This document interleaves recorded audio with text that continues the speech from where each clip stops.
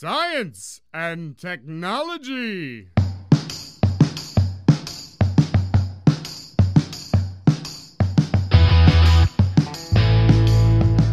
Estamos on com mais um Ciência On. Hoje nós vamos falar sobre doença de Chagas. O nosso especial é doença demais. Meu nome é Pedro Altreto e você está de novo, mestre Silvio Santos. É ritmo de festa aqui no Ciência On. Hoje nós vamos conversar com o professor João Henrique Guiliardi Lago. Professor João, tudo bem com você? Tudo bom. E você, Pedro? Tudo em ordem? Estamos indo, estamos seguindo aqui na luta, né? Como sempre, né? Diária. Então, João, bom dia, boa tarde ou boa noite, seja o horário ou o dia que você esteja ouvindo esse áudio, seja bem-vindo ao Ciência On, que é um projeto de extensão aqui da UFABC, que foca diretamente na partícula elementar da ciência, o cientista. João, a gente sempre começa o nosso programa conhecendo um pouco do que não está no seu currículo. Você podia se apresentar um pouquinho para o pessoal? Claro, vai ser um prazer. Eu sou químico de formação, eu fiz a graduação, bacharelado e licenciatura em Química no Instituto de Química da Universidade de São Paulo, onde eu também fiz meu doutorado na área de Química Orgânica, né? E quando eu terminei meu doutorado, o que eu queria de fato era trabalhar com plantas. Eu queria estudar a química das plantas. Esse sempre foi o meu interesse. E aí, do momento que eu estava começando a bolar os meus primeiros projetos de pesquisa, orientar os meus primeiros alunos, eu achei que seria também interessante juntar a busca de substâncias com atividade biológica de plantas medicinais brasileiras. Então, juntaria um pouco da parte química, um pouco da parte farmacológica, a gente ia fazendo uma ponte, né? Então, apesar da minha formação basal ser química, né, hoje eu brinco que eu trabalho muito mais na área da farmácia e da farmacologia do que da química propriamente dita. Entendi. Eu também sou assim, eu sou físico de coração, mas é computeiro, né? De computação na cabeça, né? Ô, João, mas o que te levou a ser químico? Qual foi o gatilho que você teve na infância para ser químico ou na escola? Eu sempre brinco, Pedro, que eu só mudei a escala. Quando eu estava terminando o ensino fundamental, eu queria ser arquiteto. Aí você vai falar, mas o que você está falando? Que escala é essa? O arquiteto constrói coisas. O químico também constrói, só na escala que muda, né? O arquiteto você vê, o químico é tudo no microscópico, né? Então, na verdade, o que aconteceu, né? Eu estava terminando o ensino fundamental, eu tinha muito interesse na área de arquitetura, só que eu nunca tinha sido influenciado ou mesmo apresentado para qualquer aspecto que envolvia ciência. E quando eu comecei a fazer o ensino médio, eu entrei pela primeira vez na minha vida num laboratório de química. E aquilo me fascinou, cara. Foi assim, como é que falam? Amor à primeira vista, né? Então eu entrei ali naquele laboratório, os primeiros experimentos basais, simples, mas que naquela época para mim não eram. E à medida que a coisa foi caminhando, a professora que eu tinha, os professores são os verdadeiros influenciadores, né? Usando esse termo tão moderno, né? Ela percebeu, né? Eu conversei com ela percebeu que eu tinha interesse e ela começou a me trazer algumas literaturas ou mesmo algumas biografias de alguns cientistas para eu ler, conversar com ela. E aquilo foi sendo construído de uma forma que ao final do ensino médio eu falei, é isso que eu quero, é química que eu quero fazer, né? Não era para dar aula, eu nunca tinha pensado em dar aula, eu tinha pensado em fazer pesquisa, eu tinha pensado em trabalhar na indústria, né? Mas à medida que que eu fui fazendo a graduação e que eu fui entrando na pós-graduação, eu vi que dava para fazer tudo junto. Olha que coisa maravilhosa, né? E virei professor universitário. A única certeza que eu tinha na vida é que eu ia ser professor. Nem se fosse professor de capoeira, mas eu não sei nada de capoeira, então acho que não deu para ser professor de capoeira. Então, ser professor de qualquer coisa, crochê, qualquer coisa. Ô, João, mas como que a sua família reagiu quando você quis ser químico? Você vem de uma família que tem formação universitária ou não? Como que eles reagiram com essa sua decisão? Eu vou ser bem franco, eles se assustaram, porque eles tinham medo, né? Como a grande maioria de pessoas que não são da área científica, eles achavam que eu ia me contaminar, que eu ia mexer com coisa radioativa, que eu ia pegar câncer no segundo dia que eu entrasse no laboratório, né? E eles falavam, mas você vai trabalhar nessa coisa tão perigosa, né? Porque existe a palavra química, ela já está carregada, né, de uma série de coisas, né, que envolvem coisa perigosa, vai explodir, vai morrer, vai contaminar, vai ficar doente, vai pegar câncer. E à medida que as coisas foram caminhando, eles viram que não era nada disso, eles foram se acalmando. E a minha mãe sempre fala, para mim o mais importante era ver você feliz, era ver você fazendo uma coisa, eu nunca esqueci disso, ver uma coisa que você tinha prazer em fazer. Um curso ferrado, difícil para caramba. Física acho que é o primeiro lugar, química é o segundo. Sem dúvida. Um curso difícil, ferrado, né? Mas que todo dia eu estava ali animado em fazer e estar lá dentro da universidade. E eu percebo, eu vou te fazer a pergunta, mas te percebo. Então, e você é feliz? Até hoje. Acho que hoje mais ainda do que naquela época.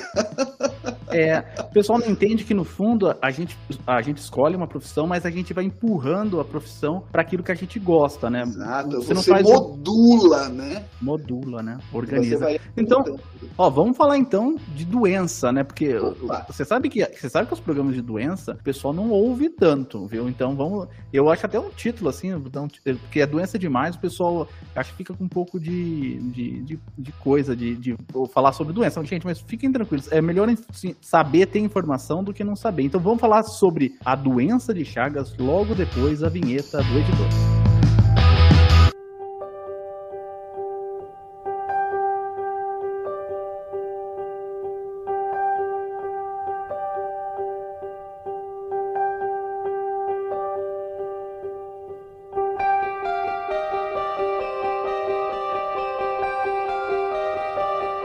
João, para começar, muita gente mesmo, e principalmente um pessoal mais jovem, não sabe o que é doença de Chagas. Aqui, principalmente o pessoal do Sudeste, Sul do Brasil, não sabe o que é doença de Chagas. Você consegue explicar pra gente mais ou menos o que é doença de Chagas? É uma doença que ela é propagada, ela é transmitida pelo Trypanosoma cruzi, um protozoário, né, um parasita. E essa transmissão ela é causada por uma picada, né, do chamado barbeiro. É um inseto, né, que faz essa transmissão que nós chamamos de transmissão vetorial. Ele carrega esse parasita, né, por meio dessa picada. Não é à toa que ele chama barbeiro, porque ele pica na face, né, ele pica embaixo da boca, do lado, por isso que chama barbeiro. Né? É muito interessante isso. Por que o pessoal lá da roça, né, dava esses nomes? Né? Justamente porque ele pica a face. E a partir do momento que a pessoa ela é infectada por essa doença, né, que é dividida em duas fases, os sintomas que nós chamamos de fase aguda e fase crônica, essa doença pode levar a uma série de problemas cardíacos, do aparelho digestivo, né, levando a pessoa a óbito depois de muito tempo da infecção. Então é um problema muito grave, né, que acomete basicamente regiões brasileiras, da América Latina e América Central. Não é uma doença de ocorrência mundial, não. Ela é basicamente aqui da América Latina. Né? O pessoal conhece o Aedes aegypti, eu acho, grande parte, porque ele é muito famoso, né? É uma pessoa, um ser muito famoso aqui no Brasil. O barbeiro, ele já foi muito famoso, hoje eu acho que não está tão famoso assim, mas todo o barbeiro, ele já é contaminado com o Trypanosoma? Trypanosoma cruzi, né? Trypanosoma cruzi. Cruzi por causa do Oswaldo Cruz, também foi outra homenagem a ele. Um médico muito famoso brasileiro. Eu já vou responder sua pergunta, só queria fazer esse parênteses. Um médico muito famoso, né, que ele praticamente cuidou de toda a questão de saneamento do Rio de Janeiro no início do século XX. Ninguém queria vir para o Brasil. Tá? Rio de Janeiro, meu Deus do céu, e lá fica doente. Tá? Era pior que fazer química.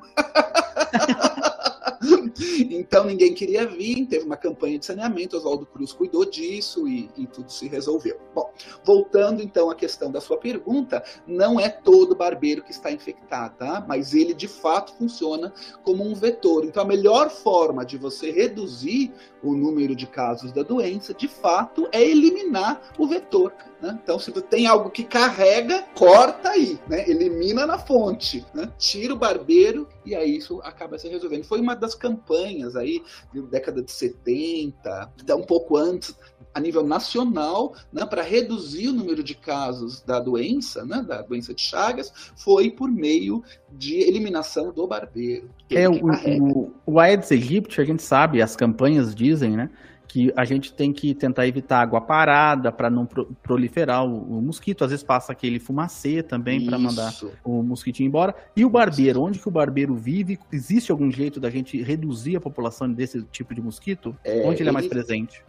A ocorrência desse triatomínio, né, que a gente chama desse inseto, né, ele está mais presente nas regiões mais afastadas, aonde houve realmente destruição da floresta nativa, dentro de casas de pau a pique, ele se esconde nesses buracos entre o adobe, né, o barro propriamente dito, e ali naquele momento ele pode atuar como um agente que vai picar as pessoas e transmitir. Mas é importante a gente falar uma coisa aqui, Pedro, que a picada do barbeiro não é a única forma de transmissão da doença. Tá? Existem outras formas. Congênito, por exemplo, a mãe grávida passa para o filho, acidental, tem casos de pessoas no laboratório que se infectam. Transfusão de sangue, mais no passado. Hoje os bancos de sangue fazem todo um trabalho de triagem desse material, eles fazem todos os testes, eles verificam se o sangue está contaminado, mas no passado não era assim, a gente sabe muito bem, tá? Mas o pior hoje em dia, que ultrapassou a questão da picada do barbeiro, é a ingestão do parasita, que as pessoas comem o parasita indiretamente, elas comem indiretamente. Está descrito na literatura muitos casos de pessoas que ficaram contaminadas pela doença de Chagas por ingerir açaí e caldo de cana. Ah, mas como assim? O parasita, né, ou o próprio barbeiro, né, ele vai visitar essas plantas de alguma forma, e na hora que vai ser feita a colheita desse material para fazer o caldo de cana, para fazer o açaí, tá? O barbeiro é moído junto. Caramba. E aí as pessoas que vão tomar caldo de cana bruto, né, moído na hora, especialmente nas regiões mais afastadas dos grandes centros, que vão comer o açaí sem qualquer tipo de tratamento, elas são infectadas. Hoje em dia, o número de casos de doença de Chagas causadas pela ingestão do parasita é maior do que da picada do barbeiro. É interessantíssimo isso. É trágico, mas é interessante ao mesmo tempo. Você sabe, a minha família cresceu no interior de São Paulo. No interior é Borda de São Paulo, né? É Ourinhos, né? Uhum. E a gente sempre ouvia que, na época, né, mais antiga, não sei se isso hoje também é assim, você pode me dizer, as pessoas meio que descobriam que tinham doença de Chagas, mas muito tardiamente. Falam, nossa, ele descobriu que o coração dele tá grande, então por isso que ele tá com doença de Chagas. Você poderia falar pra gente quais são as etapas? Você falou que tem uma fase aguda e uma fase crônica. Exato. O que você sente na fase aguda e o que você pode sentir na fase crônica, né? Claro, Pedro. Isso que você comentou tá certo. É isso mesmo que a literatura descreve. Por quê? Porque depois que a pessoa é picada, tá? Chama-se fase aguda. Logo em seguida a picada, um período aí já definido, que é variável, né? Dependendo da pessoa. Que geralmente ela é assintomática. O que é assintomática? Que não tem sintoma nenhum. Às vezes tem pessoas que podem sentir febre, pode sentir edemas no lugar da picada, alguns problemas hepáticos, mas que esses sintomas se confundem com outras doenças. Então não é um sintoma que é característico de falar, tá, aconteceu isso, então é a picada. O que acontece, né, na maioria dos casos? Essa questão da ausência de sintomas. E aí a pessoa não percebe e ela vai para a fase crônica. Quando entra na fase crônica, que é o maior dos problemas, que aí afeta o coração, afeta o aparelho digestivo, que causa aquele esplenomegalia, que é alargamento do cólon, a pessoa depois não consegue mais comer direito. Né? Que aí já passou, já foi, né? Já passaram-se anos quando elas conseguem perceber esse tipo de comportamento, esse tipo de sintoma, né? Em geral, a gente vê na literatura, a gente lê aí os trabalhos, né? As pessoas podem passar anos, ou até mesmo a vida inteira, sem nenhuma manifestação da doença. Ela vai morrer, ninguém nem sabe que ela está infectada, que ela estava doente, tanto tempo. E qual que é o problema disso, Pedro? O problema é que os fármacos, talvez você vai perguntar isso depois, mas eu queria só aproveitar o gancho, os fármacos disponíveis hoje no mercado, eles só servem para fase aguda. Então, se a pessoa não começar a fazer o tratamento logo, passou para crônica, tchau, cara. Caramba, tchau. Mas só o tripanossoma é uma bactéria. É um protozoário. Protozoário. E o que acontece? Ele se procria dentro da pessoa, é isso? Sim, exato, dentro da célula.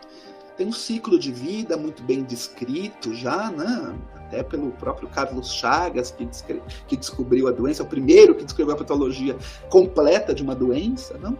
O que acontece? O barbeiro pica, né? Ou você ingere comida, ou transfusão, etc., uma forma flagelada. Então, o tripanossoma, ele caminha, ele nada, entre aspas, né? Ele nada. Quando ele entra na célula, ele perde esse flagelo, e aí ele fica lá dentro de uma outra forma, que é a forma intracelular, e que de fato é infectante, e aí você vai ter todos os problemas associados. Pode ser transferido para outras pessoas, passando de novo para outra pessoa por modo de transfusão de sangue, por exemplo, ou pela picada do barbeiro de novo, e assim vai fechando o ciclo.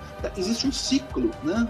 E aí, como você me perguntou, o tripanossoma fica dentro da célula. E às vezes o que acontece? Ele vai replicando, aumentando o volume lá dentro, a célula arrebenta, tá? E aí ele vai lá, infecta outra e o negócio vai crescendo.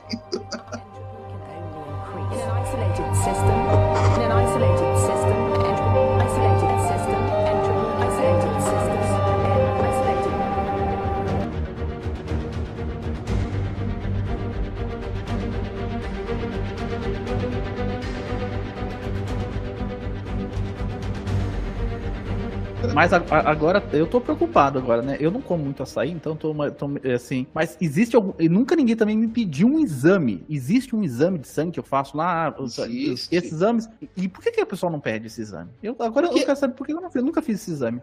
Em geral, o que acontece? Quando você vai para alguma região, né, endêmica, que não é aqui em São Paulo, por exemplo, né, nas grandes cidades, existem algumas regiões endêmicas, né, e você chega e começa a sentir, né, aparecer alguns dos sintomas característicos, mas que não são únicos, né? Alguém vai lá em algum momento e pode pedir, tá? Mas isso não é comum, isso é bastante incomum, tá? Já está descrito na literatura, por exemplo, apesar de eu ter falado que é uma doença que ocorre aqui basicamente na América Latina, muitos casos nos Estados Unidos, na Europa, tá? E aí o que se fala, né? Que houve realmente uma transmissão da doença por meio da viagem, pessoas que vieram visitar a América Latina, de uma forma geral, e por azar foram contaminadas e voltam, e aí ficam doentes. Quando chega lá, que é pouquíssimos casos, aí sim você começa a fazer alguma análise muito mais específica. Mas aqui no Brasil, não. Aqui no Brasil isso não é tão comum. Na minha época, né, há um tempo atrás, quando eu descobri algumas pessoas, na minha família descobriu que tinham doença de Chagas, era uma sentença de morte. A pessoa falou assim, o coração cresceu, tá muito grande, tinha uma sentença de morte. Como que é o tratamento hoje da doença de Chagas? É aquilo que eu disse, Pedro, é um problema, tá? Isso é um problema de saúde pública, tá? Apesar de ser uma doença que foi descoberta, quer ver, no começo do século XX, se eu não estiver enganado, foi em 1909, 1910, tá? Então tem mais de 100 anos que essa doença foi descoberta. No início, eles faziam uso de tratamentos à base de mercúrio, de antimônio, super tóxicos, né? E apesar desse problema todo, né, o Brasil passou por uma epidemia de doença de Chagas, se é que eu posso dizer assim, em meados dos anos 20, anos 30 do século passado, ou seja, 100 anos atrás, pouco se investiu no desenvolvimento de fármacos. Na década de 60, 70, apareceram dois fármacos, né? O Nifurtimox e o benzonidazol. O Nifurtimox e o benzonidazol, esses dois fármacos, eles têm efeitos colaterais gravíssimos, né? São tóxicos de uma forma geral. A pessoa que faz tratamento com essas medicações na fase aguda, né, tem crises de vômito, muita dor de cabeça, vertigem, problemas estomacais. E o Nifurtimox ainda mais que o benzonidazol, tanto que aqui no Brasil já nem pode mais administrar Nifurtimox. A gente só tem no Brasil, estou sendo bem simplista, é a nível mundial, tá? Tô falando Brasil porque é aqui que as pessoas doentes, em maior grau, maior número, por conta da nossa população, né? Um único fármaco que é o benzonidazol, descoberto nos anos 60, 70, mais de 50 anos atrás, e que depois ninguém mais foi buscar outra forma de tratamento. Ou alguns trabalhos foram conduzidos, mas que levaram aí a finalização dos estudos, não conseguiram chegar ao fármaco propriamente dito. Tá? Por que acontece esse problema? Porque é uma doença chamada doença negligenciada. E não é Exato. Negligenciada porque ela é negligenciada porque é de país de terceiro mundo, é de pobre. Ela é negligenciada, inclusive, pelas indústrias farmacêuticas. Elas querem lucro, gente. Elas querem ganhar dinheiro, elas não querem fazer fármaco, gastar uma fortuna, gastar milhões para fazer os estudos clínicos, para depois ter que vender um medicamento que o governo que vai comprar a preço de custo, preços mais baratos. Né? Existe uma limitação aí do ponto de vista da própria indústria farmacêutica. Então, eu acho que daí, a palavra negligenciada muito maior, né? Um termo muito maior do que a gente pensa no início. Daí a importância de ter pesquisadores nas universidades, né, que tentem cuidar desse ponto. Isso. Não é a única doença negligenciável, né? Não é. Mas é uma das doenças brasileiras, né? Que, como eu disse, a ocorrência dessa doença é basicamente na América Latina. Com relação ao HIV, por exemplo, há uma busca incessante pelo paciente zero, né? Uhum. No caso da doença de Chagas, existe esse paciente zero? Existe esse histórico da onde veio ou não? Também nesse busca isso? Cara, eu não vou lembrar o nome é uma menina de 2 anos numa cidade mineira que chama Laçance, se não me engano. Foi lá, era uma zona endêmica, que o Carlos Chagas foi, no começo do século XX, estudar, né, o caso dessa doença que ninguém conhecia ainda. Né?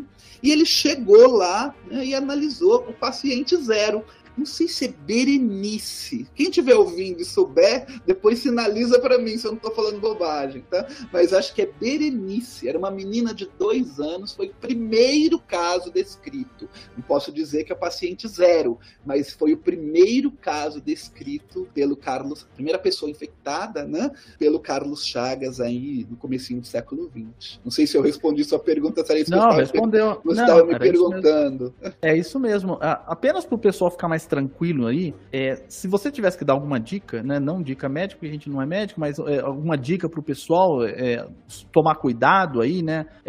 Que dica você daria? Não comer caldo de cana na beira da estrada? Qual que seriam suas dicas? Toma uma série de cuidados com isso, tá? Apesar de não serem muitos, porque a gente tem que tomar, de fato, um pouco de cuidado com o que vai falar, né? De repente todo mundo vai pensar que, né, não pode tomar caldo de cana nunca mais, porque ele está sempre contaminado. Não é isso. Mas precisa, de fato, prestar um pouquinho de atenção nessa questão. Se você vai tomar um caldo de cana numa região endêmica da doença, acende o sinal de alerta. Agora, aqui em São Paulo, talvez não seja tão preocupante assim. Apesar da gente não saber de onde veio a cana.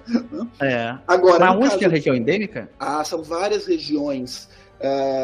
Aqui em São Paulo nós temos no interior a área endêmica, parte de Cerrado também nós temos, né? Isso vai mudando aos poucos, mas existem de tempo em tempo estudos que vão descrevendo essas informações e isso é disponibilizado pelo Ministério da Saúde. E no caso do açaí, tentar fazer consumo dele pasteurizado, tá? Aí isso pode de certa forma melhorar um pouquinho a questão dessa transmissão. Tá? Pasteurizado é do mesmo jeito que o leite. Isso, exato. Congelado, esses congelados que você toma aí nesses lugares que vende açaí. O açaí que a gente toma lá em Belém do Pará é completamente diferente do açaí que a gente toma aqui em São Paulo. Diferente. Aqui a gente toma sorvete com guaraná, com granola e guaraná, exatamente. Lá eles põem na carne, com farinha.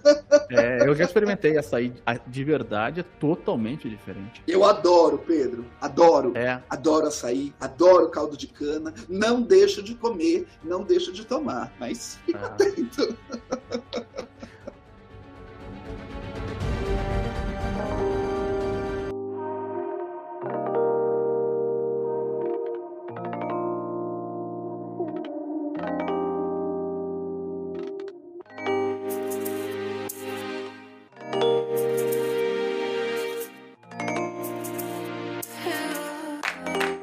Bom, a gente já tá meio que finalizando a nossa pauta. Ah, que pena! Pois é, não. A nossa ideia é trazer drops mesmo pro pessoal, para contar para eles, né? E contar de jeito do seu bom humor também. Eu acho que é importantíssimo a gente entender. Eu morro de medo de doença, sou meio hipocondríaco também. Você falou, eu vou ver qual exame eu tenho que procurar fazer, porque eu viajo bastante, mas é bom a gente ter informação sobre doença, pessoal, porque às vezes tem uma pessoa doente e você pode, né, dar uma informação para ela, assim, na hora que você tem, e ela procura um médico sempre, mas você já pode falar, olha, procura, isso não é normal, procura um médico já, agora, isso é urgente, né? Mas a gente sempre termina o nosso programa pedindo pro convidado, né, deixar uma mensagem aí de incentivo pro pessoal que tá entrando na UFABC, ou tá entrando na faculdade, ou quer entrar na faculdade. Encarem esse momento como uma época mágica da vida de vocês, pessoal.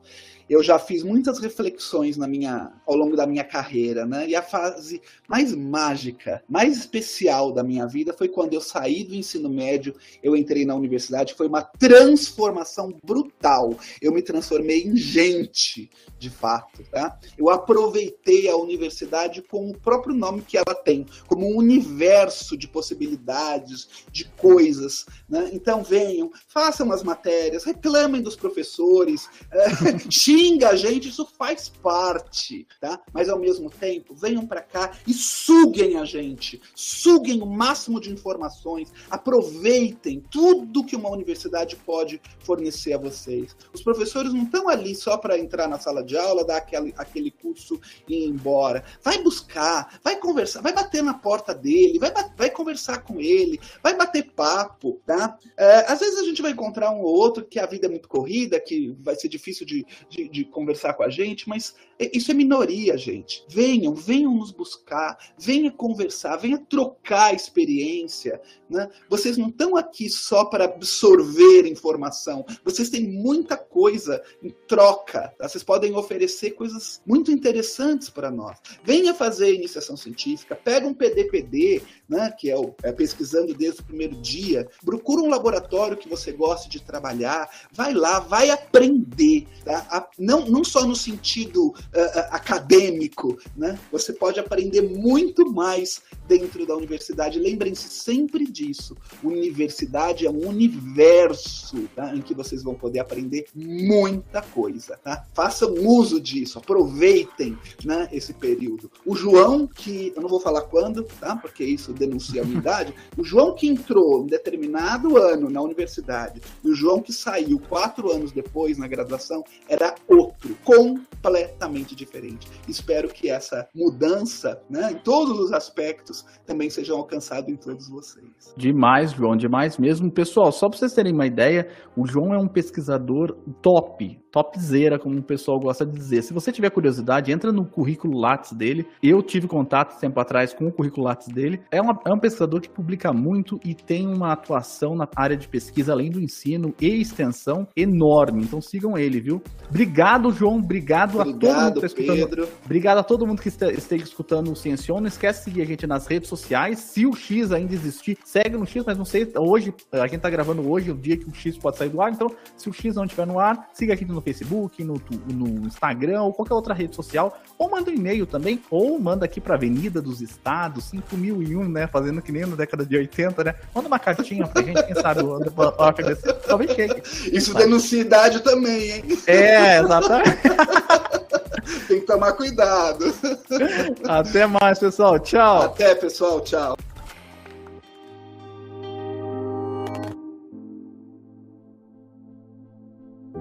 Este programa foi editado por André Luiz.